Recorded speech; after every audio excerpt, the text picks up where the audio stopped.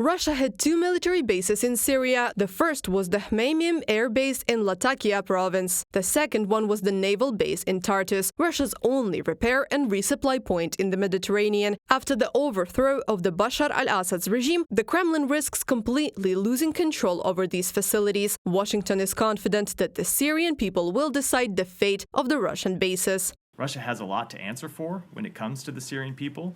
You have seen Russia prop up a brutal regime that has murdered hundreds of thousands of innocent Syrian civilians, that has gassed its own people. You have seen the Russian government launch strikes targeting civilians inside Syria.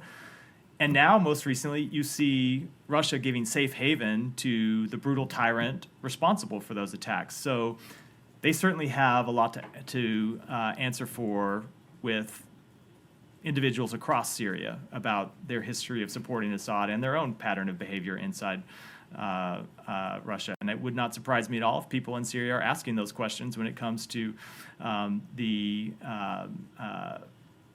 Russian facilities that remain inside Syria. Despite the fall of Bashar al-Assad's regime, the Russian State Duma assures that Russian military bases in Syria will remain under Moscow's control in the event of an attack on them. According to Andrei Kartapolov, chairman of the Duma Defense Committee, there will allegedly be a harsh response. However, according to satellite images, there are no longer any Russian naval forces at the seaport in Tartus, nor there are any aircraft at the Khmeimim air base. To retreat from the Syrian Republic, the Russians have used a caravan of military transport planes to load the remains of troops, weapons and military equipment. Russians are carrying out an emergency dismantling of equipment and military property in the port of Tartus. Several hundred Russian special forces have already arrived there to ensure the safety of the retreat. Ukrainian Defense Intelligence on Telegram.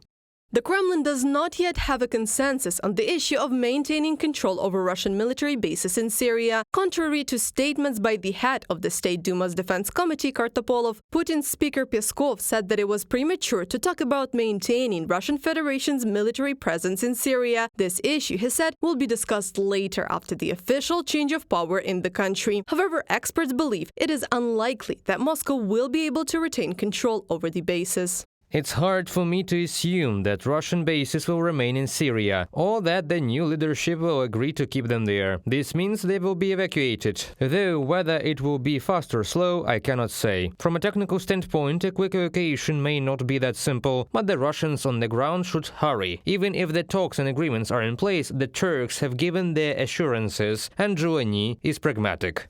The Kremlin could face serious consequences if it permanently loses its military bases in Syria, according to the Institute for the Study of War. Of particular importance to Moscow is the port at Tartus, which serves as a key link in its logistic chains. The loss of the base, according to analysts, would not only disrupt Russia's supply infrastructure in the region, but also weaken its ability to conduct various operations in Libya and sub-Saharan Africa.